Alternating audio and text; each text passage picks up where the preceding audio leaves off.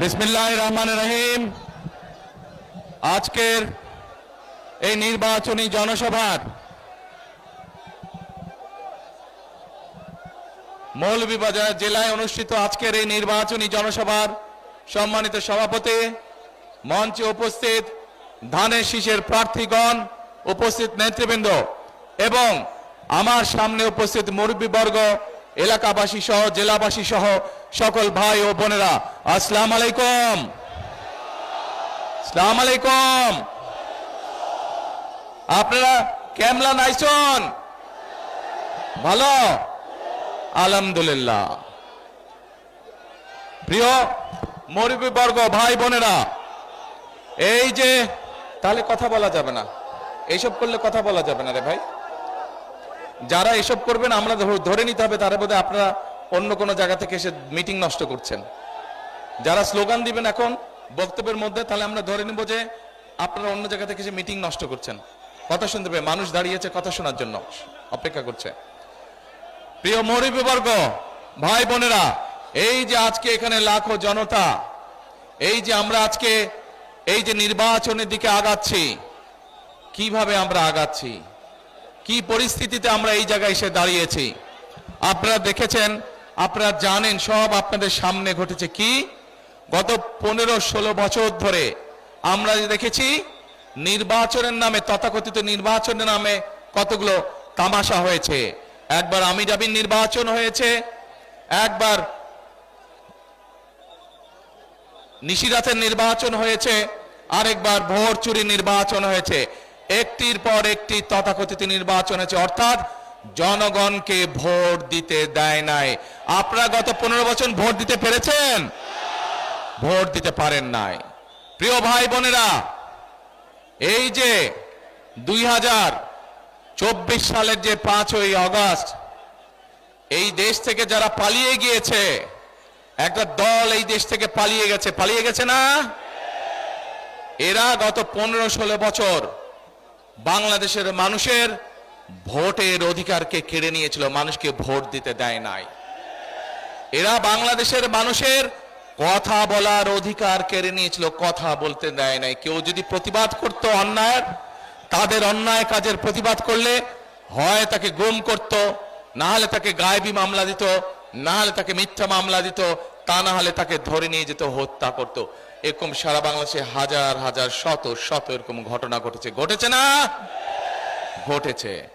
এখন প্রিয় ভাই বোনেরা, শুধু যে তারা মানুষের বাক স্বাধীনতাকে হরণ করেছে তা নয়, শুধু যে মানুষের ভোট ছিনতাই রাহাজানি করেছে, ভোট ডাকাতি করেছে, শুধু তাই নয়, তারা এই বাংলাদেশের মানুষের অর্থ সম্পদ টাকা পয়সা সব লুটপাট করে বিদেশে পাচার করে দিয়েছে। এবং এই কারণেই আপনারা দেখেছেন, এই যে এখানের বক্তারা বললেন যে গত 15 বছর এই এলাকার না কোনো মেডিকেল কলেজ হয়েছে, না কোনো হাসপাতাল হয়েছে, না কোনো রাস্তাঘাটের অবস্থা ভালো হয়েছে। কোনো উন্নয়নের কাজ হয় নাই। দেশনেত্রী খালেদা জিয়ার সময় 2001 থেকে 2006 সাল পর্যন্ত আমরা অনেকগুলো, সাইফুর রহমান সাহেব অনেকগুলো প্রকল্প নিয়েছিলেন এই এলাকার উন্নয়নের জন্য। কিন্তু 2008 সালে সেই ষড়যন্ত্রের নির্বাচনের মাধ্যমে ওই স্বৈরাচাররা যখন ক্ষমতা দখল করলো, সব বন্ধ হয়ে গেল এলাকার মানুষের উন্নয়নের জন্য। এবং যেহেতু দেশে সত্যিকার ভাবে কোনো ভোটের ব্যবস্থা ছিল না, যেহেতু মানুষের কথা বলার অধিকার ছিল না, সেই জন্য মানুষের দুঃখ কষ্টগুলো মানুষ গিয়ে যে কাউকে বলবে, এলাকার সমস্যার কথা গিয়ে যে মানুষ কাউকে বলবে, সেই মানুষটিও ছিল না। আমরা তখন কি দেখেছি? আমাদের সেই সংসদ ভবনে কি দেখেছি? গান হচ্ছে, প্রশংসা হচ্ছে, এমন সব কাজ হচ্ছে যা দেশের মানুষের কাম্য নয়। প্রিয় ভাই বোনেরা, 71 সালে এই দেশের মুক্তিযোদ্ধারা নিজের জীবন উৎসর্গ করে দেশকে স্বাধীন করেছিলেন। 71 সালে দেশ স্বাধীন হয়েছিল। তারপরে বিভিন্নভাবে মানুষের ভোটের অধিকার, কথা বলার অধিকার কেড়ে নেওয়ার চেষ্টা হয়েছে। শহীদ রাষ্ট্রপতি জিয়াউর রহমানের সময় দেশে বহুদলীয় গণতন্ত্র চালু হলো। আবার এরপরে চেষ্টা হয়েছে বিভিন্ন ষড়যন্ত্র করে বিএনপিকে দাবিয়ে রাখতে, জনগণের জনগণের শক্তিতে 91 সালে যখন খালেদা জিয়া সরকার গঠন করলেন, তখন উনি আবার সংসদীয় পদ্ধতি সংসদীয় ব্যবস্থা করলেন। কারণ এই ব্যবস্থার মাধ্যমে এলাকার মানুষের উন্নয়ন হয়, এলাকার উন্নয়ন হয়। এই যে আজকে আপনাদের সামনে 4 জন ব্যক্তির হাতে, এই এলাকার 4 জন মানুষের হাতে আমি ধানের শীষ তুলে দিয়েছি, তারা হচ্ছে আগামী দিনের এই এলাকার উন্নয়নের দূত। এই এলাকার মানুষের দুঃখ কষ্ট, এই এলাকার মানুষের সমস্যা, এলাকার সমস্যা, রাস্তাঘাট, স্কুল কলেজ হাসপাতাল, এইগুলো দেখার দায়িত্ব তাদের। কিন্তু প্রিয় ভাই বোনেরা, উপস্থিত মুরব্বীবর্গ, মা বোনেরা, কিন্তু আছে এখানে একটা। কি সেই কিন্তু? যত কাজ জমা হয়ে গেছে, এই যে ঢাকা সিলেট, এই এলাকার বহু মানুষ লন্ডনে থাকেন না? অনেক মানুষ লন্ডন গেছে। ঢাকা থেকে আসতে সিলেট আসতেই লাগে 8-10 ঘন্টা সময়, লন্ডন যাইতেও এত সময় লাগে না। এই হচ্ছে বিগত স্বৈরাচার যারা মানুষের অধিকার কেড়ে নিয়েছিল তাদের উন্নয়নের নমুনা। আমি আসার সময় দেখলাম রাস্তায় জায়গায় জায়গায় ভাঙা ভাঙা ভাঙা ভাঙা। আপনাদের এলাকার ভিতরে, জেলার ভিতরের রাস্তাগুলো বোধহয় একই অবস্থা নাকি? একই অবস্থা। স্কুল কলেজগুলোর বোধহয় একই অবস্থা নাকি? হাসপাতালগুলো বোধহয় একই অবস্থা নাকি? সব ভাঙে চুরে গেছে। অর্থাৎ মানুষের ধন সম্পদ সব লুটপাট করে বছরের পর বিদেশে পাচার করে দিয়েছে। প্রিয় ভাই বোনেরা, যদি আগামী দিনে এই অবস্থার পরিবর্তন করতে হয়, তাহলে অতীত যখন আমরা দেখেছি সব সময় এলাকার উন্নয়ন কারা করেছে? যখনই ধানের শীষ নির্বাচিত হয়েছে, যখনই দেশে ধানের শীষের সরকার ছিল, তখনই আমরা দেখেছি এলাকার মানুষের উন্নয়ন হয়। যখনই ধানের শীষের সরকার ছিল, তখনই আমরা দেখেছি নারীদের, আমাদের মেয়েদের শিক্ষার ব্যবস্থাকে ফ্রি করে দেওয়া হয়। যখনই ধানের শীষের সরকার ছিল, আমরা দেখেছি কৃষক ভাইদের 5,000 10,000 টাকা পর্যন্ত কৃষি লোন মওকুফ করে দেওয়া হয়। মনে আছে আপনাদের? মনে আছে। এখন প্রিয় ভাই বোনেরা, 71 সালে যারা যুদ্ধ করে দেশকে স্বাধীন করেছিল, 71 সালে ছিল স্বাধীনতা অর্জন করেছি আমরা। ঠিক কিভাবে বিগত 15 বছর বাংলাদেশের মানুষের উপর অত্যাচার নির্যাতন হয়েছে, 2024 সালের 5ই আগস্ট এই দেশের মানুষ, ছাত্র জনতা, শ্রমিক, নারী পুরুষ নির্বিশেষে সকল শ্রেণী পেশার মানুষ মিলে তুমুল আন্দোলনের মাধ্যমে সেই স্বৈরাচারকে বিদায় করেছে। অর্থাৎ 2024 সালে 5ই আগস্ট হলো স্বাধীনতা রক্ষার আন্দোলন, স্বাধীনতা রক্ষার যুদ্ধ ছিল। এখন প্রিয় ভাই বোনেরা, আমরা স্বাধীনতাকে রক্ষা করেছি, এখন এই স্বাধীনতাকে সুদৃঢ় ভিত্তির উপরে প্রতিষ্ঠিত করতে হবে। তাহলে কি করতে হবে? আমাদেরকে গণতান্ত্রিক প্রক্রিয়া চালু করতে হবে, দেশে মানুষের কথা বলার অধিকার দিতে হবে। একমাত্র এই নিশ্চয়তা দিতে পারে কে? কোন দল? ধানের শীষ একমাত্র দিতে পারে। এখানে বহু মুরব্বী মানুষ উপস্থিত আছেন, মুরব্বীরা সাক্ষী। যখনই ধানের শীষ দেশ পরিচালনার দায়িত্ব ছিল, তখনই পৌরসভার ইলেকশন হোক, ইউনিয়ন পরিষদ ইলেকশন হোক, আল্লাহর রহমতে মোটামুটি ঠিকঠাক ভাবে ইলেকশন হয়েছে। তখনই যখন ধানের শীষ ক্ষমতায় ছিল, প্রত্যেক মানুষ মন খুলে কথা বলতে পেরেছে, সরকারের সমালোচনা করতে পেরেছে। যদি কোনো ভুল হয়ে থাকে সরকারকে বলতে হয়েছে। কোনো মানুষ গুমের শিকার হয়নি, খুনের শিকার হয় নাই যখন ধানের শীষ দেশ পরিচালনার দায়িত্বে ছিল। প্রিয় ভাই বোনেরা, আজ বহু মানুষের আত্মত্যাগের বিনিময় আজ আমরা এই জায়গায় এসে দাঁড়িয়েছি। আমি মাঝে মাঝে একটি কথা বলি, টেক ব্যাক বাংলাদেশ। শুনেছেন কথাটা? সেই কথাটার অর্থ কি? অর্থাৎ টেক ব্যাক বাংলাদেশ মানে যেই স্বৈরাচার বাংলাদেশকে ছিনতাই করে নিয়ে গেছিল, যেই স্বৈরাচার বাংলাদেশকে অন্য আরেকজনের হাতে দিয়ে দিয়েছিল। বুঝতেই পারছেন কাদের কথা বলছি? বুঝতে পারছেন? আমরা কি শুনেছি সেই সময়? এই দলের লোকেরা একটি দেশ থেকে এসে বলতো, আমরা বলে আসছি আমাদেরকে ক্ষমতায় রাখার জন্য। এই দেশের ক্ষমতার মালিক কে? ক্ষমতার মালিক জনগণ। এই যে আমার সামনে হাজার লক্ষ মানুষ দাঁড়িয়ে আছে, আপনারা হচ্ছেন এই দেশের ক্ষমতার মালিক। কাজেই এই ক্ষমতার মালিকের কাছে আমরা ক্ষমতা ফিরিয়ে দিতে চাই। কিন্তু অতীতে আমরা দেখেছি সেই ক্ষমতাকে দখল করা হয়েছিল, অন্য দেশের হাতে নিয়ে দেওয়া হয়েছিল। সেজন্যই বলে টেক ব্যাক বাংলাদেশ। অর্থাৎ টেক ব্যাক বাংলাদেশের অর্ধেক পথ আমরা মাত্র অতিক্রম করতে পেরেছি। আমরা একটি জায়গায় এসে দাঁড়িয়েছি যেখানে আমরা গণতন্ত্রকে প্রতিষ্ঠিত করব। গণতন্ত্রকে যদি প্রতিষ্ঠিত করতে পারি, আমরা গণতন্ত্রকে যদি প্রতিষ্ঠিত করতে পারি ইনশাআল্লাহ, একই সাথে আমাদেরকে আরো কাজ করতে হবে। কি সেই কাজ? দেশের মানুষের অর্থনৈতিক সমস্যার সমাধান করতে হবে। এখানে হাজারো লক্ষ বেকার যুবক সারা দেশে আছে না? তাদের কর্মসংস্থানের প্রয়োজন। আমরা আমাদের পরিকল্পনা গ্রহণ করেছি। আমি প্রায় 1 মাস আগে যখন বিদেশ থেকে ফিরে এসেছি, প্রায় 17 বছর পরে, একটি কথা বলেছিলাম, মনে আছে আপনাদের? আই হ্যাভ এ প্ল্যান বলেছিলাম।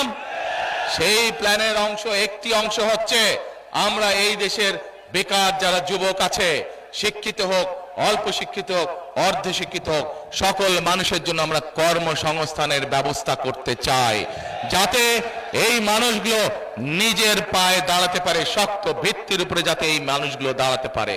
প্রিয় ভাই বোনেরা, শুধু আমাদের ভাই বোনদের যুবক যুবতী যারা আছে, যুব সমাজের যারা সদস্য, তরুণ সমাজের যারা সদস্য, তাদের শুধু কর্মসংস্থানের ব্যবস্থাই আমরা করতে চাই না, তাদের কর্মসংস্থানের পাশাপাশি আমরা তাদেরকে অর্থনৈতিকভাবে সচ্ছলভাবে গড়ে তুলতে চাই। যেন আপনারা লন্ডনেই যান, অথবা এখান থেকে মধ্যপ্রাচ্যে যান, অথবা পৃথিবীর অন্য কোন দেশে যান, আমরা আপনাদেরকে ট্রেনিং দিয়ে পাঠাবো, আপনাদেরকে আমরা সেই দেশের ভাষা শিক্ষা দিয়ে পাঠাবো, যাতে ওই দেশে গিয়ে আপনারা কর্মসংস্থানের ব্যবস্থা দ্রুত করতে পারেন, যাতে করে আপনাদের আয় রোজগার, যদি আপনি কোন রকম দক্ষতা ছাড়া সেই দেশে যান, আয় রোজগার কম হবে। কিন্তু যদি কোনো ট্রেনিং নিয়ে যান, তাহলে কি হবে? রোজগার বেশি হবে না? আমরা সেই ব্যবস্থা এই দেশের মানুষের জন্য করতে চাই। প্রিয় ভাই বোনেরা, দেশের জনসংখ্যার অর্ধেক নারী। দেশনেত্রী খালেদা জিয়া তার শাসন আমলে এই দেশের মেয়েদের জন্য ক্লাস 1 থেকে ইন্টারমিডিয়েট পর্যন্ত শিক্ষা ব্যবস্থা ফ্রি করেছিলেন। মনে আছে আপনাদের? আপনাদের অনেকের ঘরেই মা বোনেরা আছে যারা সেই সুযোগ পেয়েছে এবং শিক্ষিত হয়েছে। আগামী দিনে ইনশাআল্লাহ এই যে 12 তারিখ আসছে, এই 12 তারিখের নির্বাচনে আপনারা ধানের শীষকে জয়যুক্ত করলে পরে এই দেশের ধানের শীষকে আপনারা জয়যুক্ত করলে পর আমরা এই দেশের নারী সমাজকে ফ্যামিলি কার্ড নামে একটি দিব। বিশেষ করে বিভিন্ন পরিবারের সদস্য যারা আছে, যারা মা, যারা গৃহিণী, যারা গৃহকর্ত্রী, সেই মাদেরকে, সেই বোনদেরকে আমরা দেব। বিশেষ করে এই এলাকায় প্রায় 130টির মতন চা বাগান রয়েছে, আছে না? এই চা বাগানের শ্রমিকরা, বিশেষ করে নারী শ্রমিক যারা, তারা অত্যন্ত কষ্টের মধ্যে দিনাপাত করতে হয়, তাদের যে আয় রোজগার হয় সেটি তাদের জন্য যথেষ্ট নয়। সেই সকল পরিবারকে, সেই সকল নারীদেরকে আমরা ফ্যামিলি কার্ড দিতে চাই, এবং ফ্যামিলি কার্ডের মাধ্যমে তাদেরকে আমরা হয় খাদ্য সহায়তা দিব, অথবা তাদেরকে আমরা নগদ সহায়তা দিব, যাতে করে তারা তাদের সংসার সুন্দরভাবে গড়ে তুলতে পারে, সুন্দরভাবে চালাতে পারে। প্রিয় ভাই বোনেরা, চা শ্রমিকরা যেমন পাবে, একইভাবে একজন দিনমজুর তার স্ত্রীও সেই ফ্যামিলি কার্ড পাবে। একজন শ্রমিক, একজন কৃষক ভাই, তার স্ত্রীও এই ফ্যামিলি কার্ড পাবে। আমরা এইভাবে যে সকল নারীরা খালেদা জিয়ার সরকারের সময় শিক্ষার সুযোগ পেয়েছে, সেই নারীদেরকে, শিক্ষা হোক বা না হোক, কোন নারী যদি শিক্ষিত হয় কিন্তু সেই নারীর যদি পরিবার থাকে, প্রত্যেকটি নারীকে ইনশাআল্লাহ ঘরে ঘরে আমরা ফ্যামিলি কার্ড পৌঁছে দিব। প্রিয় ভাই বোনেরা, বাংলাদেশ কৃষি প্রধান দেশ, এই এলাকায় বহু কৃষক ভাই আছে না? এই কৃষক ভাইদের পাশেও আমরা এসে দাঁড়াতে চাই।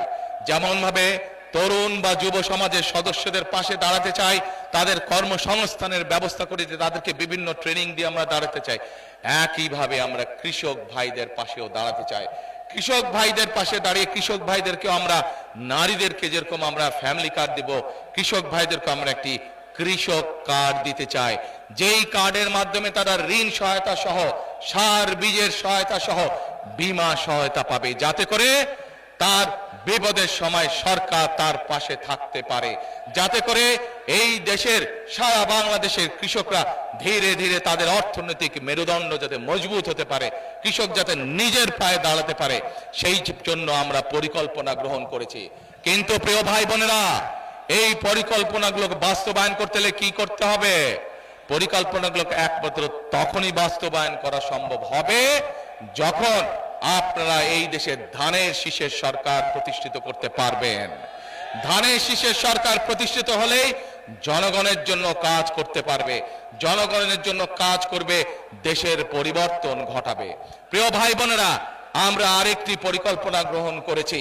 সেই পরিকল্পনাটি হচ্ছে, আমরা যেমন কৃষকদের পাশে দাঁড়াতে চাইছি, আমরা যেমন আমাদের মা বোনদের পাশে দাঁড়াতে চাইছি, আমরা যেমন আমাদের তরুণ সমাজ, যুব সমাজের যারা বেকার তাদেরকে ট্রেনিং দেওয়ার মাধ্যমে, ভাষা শিক্ষা দেওয়ার মাধ্যমে যেমন তাদের কর্মসংস্থানের ব্যবস্থা করতে চাইছি, একইভাবে আরেক শ্রেণীর মানুষের পাশে আমরা দাঁড়াতে চাইছি। তারা কারা? তারা আমাদেরই আপনজন, আমাদেরই নিকটজন। এই মানুষগুলো আমাদের দুঃখের সময় আমাদের সাথে থাকেন, সুখের সময় আমাদের সাথে থাকেন, জীবনেও আমাদের সাথে থাকেন, মৃত্যুর সময় আমাদের সাথে থাকেন। অর্থাৎ আমাদের বিভিন্ন সারা দেশে যে মসজিদ আছে, মাদ্রাসা আছে, সেখানকার খতিব সাহেবরা, সেখানকার ইমাম সাহেবরা, মুয়াজ্জিম সাহেবরা, আমরা এই মানুষগুলোর জন্য সরকারের পক্ষ থেকে একটি সম্মানের ব্যবস্থা করতে চাই, যেন মসজিদের ইমাম সাহেব, খতিব সাহেব, মুয়াজ্জিম সাহেবরা যেন আত্মসম্মান নিয়ে সম্মানের সাথে এই সমাজে বসবাস করতে পারেন। সোশ্যাল মিডিয়াতে, সামাজিক যোগাযোগ মাধ্যমে দেখেছি যে ব্যালট পেপার তারা গায়েব করে দিচ্ছে, সব ব্যালট পেপার নিজেদের কবজায় নিয়ে নিচ্ছে, অর্থাৎ আবার ভোট চুরির প্রক্রিয়া তারা শুরু করেছে। দেখেছেন আপনারা এই সংবাদ? দেখেছেন কি ভাই, যে রাস্তার উপর দাঁড়িয়েছে, দেখেছেন আপনারা? আলহামদুলিল্লাহ, আলহামদুলিল্লাহ। তাহলে আমরা বুঝলাম, ওই যে পিছনে দাঁড়িয়ে আছেন ভাই, আপনারা দেখেছেন এই সংবাদ? আলহামদুলিল্লাহ, আলহামদুলিল্লাহ। তাহলে আমি ধরে নিতে পারি যে ইনশাআল্লাহ আপনারা সতর্ক থাকবেন এবং সবাইকে সজাগ করতে হবে। এখন ভাই, এই যে যেই দলটি সম্পর্কে সজাগ থাকতে বললাম, এই দল সম্পর্কে আরেকটি কথা বলি আপনাদের সামনে। কয়েকদিন যাবত আমরা কি দেখছি? আমরা দেখতে পাচ্ছি তারা বিভিন্নভাবে মানুষকে কতগুলো কথা বলছে, যা সম্পূর্ণভাবে মিথ্যা কথা, এবং শুধু মিথ্যা কথাই না, গুনার কথা তারা বলছে। আসুন প্রথমে তাদের মিথ্যা কথাটা কি বলছে সেটি আমরা দেখি। কি সেই মিথ্যা কথা?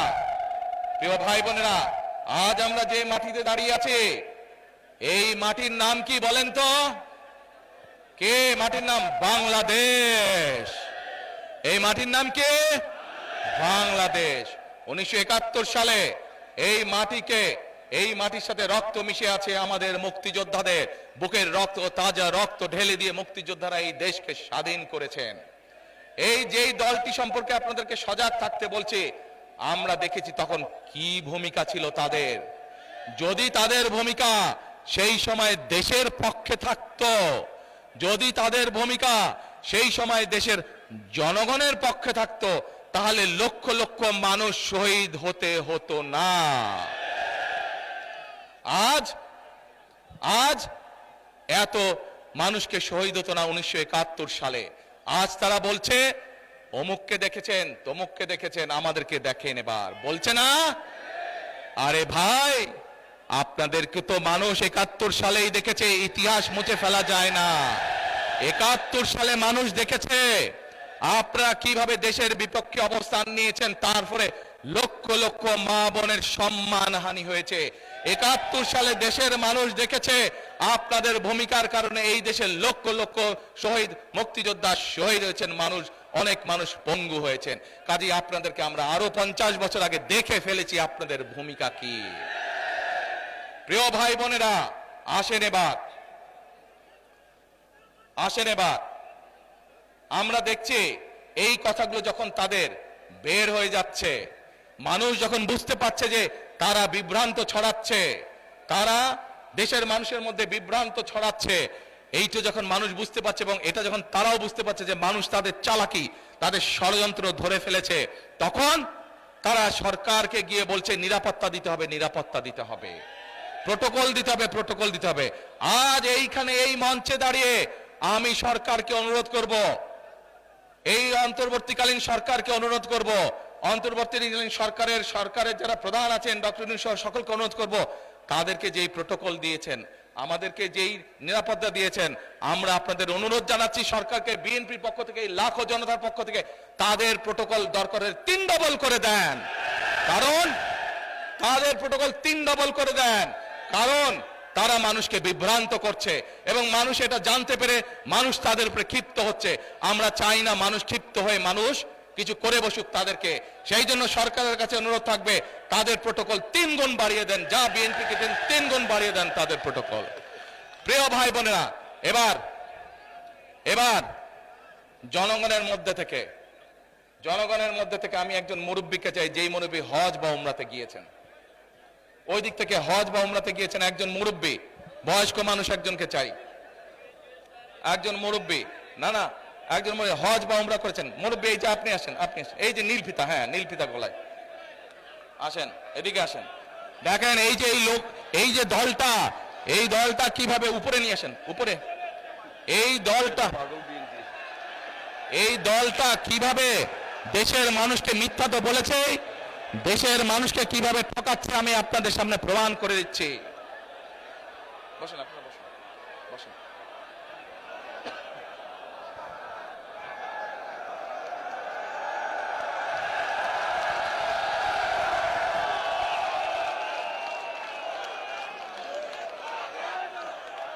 মুরব্বী আপনার নাম কি? এই আপনাদের এলাকার মানুষ, এই এলাকার মানুষ চিনেন ওনাকে? আচ্ছা মুরব্বী আপনার নাম কি? শফিকুল ইসলাম। শফিকুর রহমান। আচ্ছা, আপনি কবে গেছেন, হজে না উমরায় গেছেন? আমি উমরায় গেছি 5 বছর আগে। 5-6 বছর উমরায় গেছেন। আচ্ছা, তো উমরাতে যখন গেছেন আপনি উমরা কোথায় করেছেন?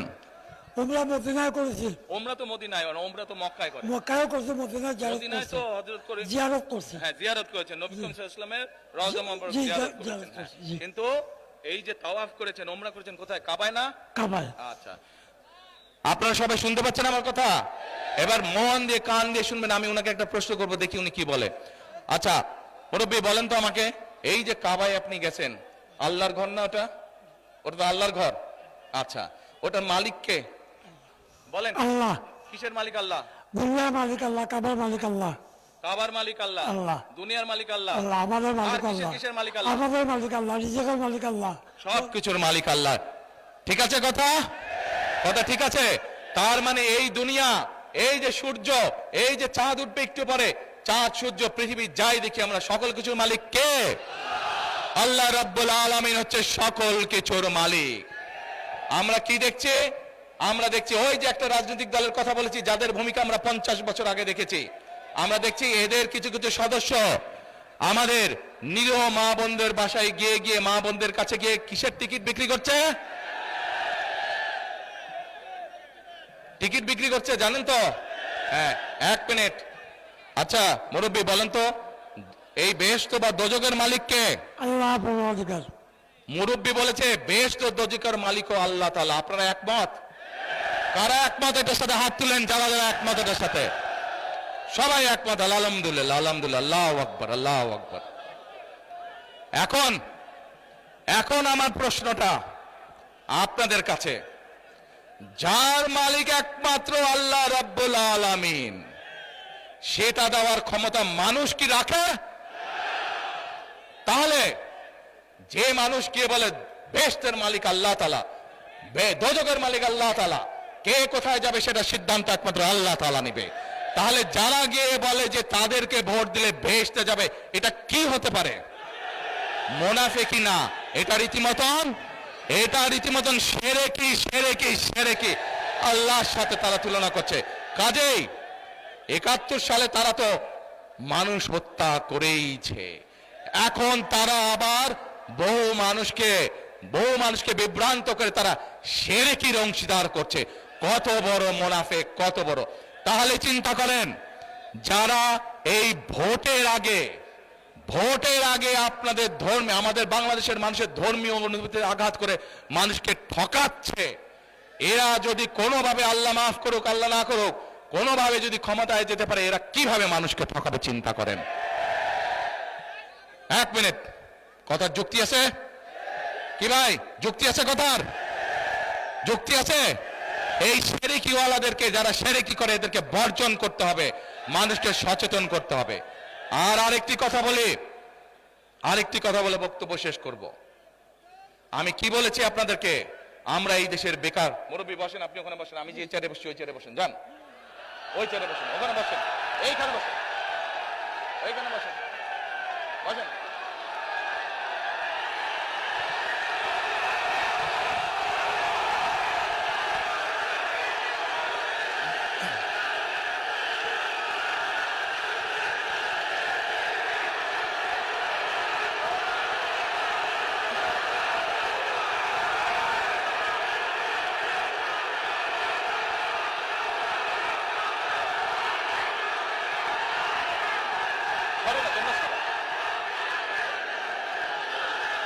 ভাই আসরের আজান দেবে, আসেন আমরা বক্তব্য শেষ করে আসরের আজান দেবে, মাগরিব হবে, বহু মানুষ বহু দূরে যেতে হবে। প্রিয় ভাই বোনেরা, তাহলে যারা ষড়যন্ত্র করছে, যারা এই দেশে মানুষকে ঠকানোর চেষ্টা করছে, যারা এই দেশের মানুষের ধর্মীয় অনুভূতিতে আঘাত করে শিরকির চেষ্টা করছে, এদের সম্পর্কে আমাদেরকে সতর্ক থাকতে হবে, সজাগ থাকতে হবে। ঠিক ঠিক বলেছে আলহামদুলিল্লাহ। এখন প্রিয় ভাই বোনেরা, বিএনপি বিশ্বাস করে এই যে লক্ষ জনতা, এই সারা বাংলাদেশের কোটি কোটি যে জনতা, এরাই হচ্ছে বিএনপির রাজনৈতিক শক্তির মূল উৎস। মূল উৎস হচ্ছে বিএনপি বিশ্বাস করে আপনারা জনগণ হচ্ছে বিএনপির সকল রাজনৈতিক ক্ষমতার শক্তি উৎস। আমরা শহীদ জিয়ার সময় এখানে বহু মুরব্বী উপস্থিত ছিলেন, শহীদ জিয়ার সময় দেখেছেন কিভাবে খাল খনন হয়েছে। আপনাদের এলাকায় হয়েছিল? হয়েছিল। আমরা সেই খাল খনন করতে চাই। কে কে চান খাল খনন করব? সবাই চান খাল খনন করব। খাল খনন করলে উপকার হবে এলাকার, খাল খনন করলে এলাকার পুরা জেলার মানুষের উপকার হবে। আমরা যে ফ্যামিলি কার্ড বলেছে, এক মিনিট ভাই, এক মিনিট দাঁড়াও। এই যারা স্লোগান দিবা এখন বুঝবো যে অন্য কেউ তোমরা গুপ্ত গুপ্ত। আচ্ছা, এখন সেই জন্য চুপ করতে, শান্ত হতে হবে সবাইকে। এখন প্রিয় ভাই বোনেরা,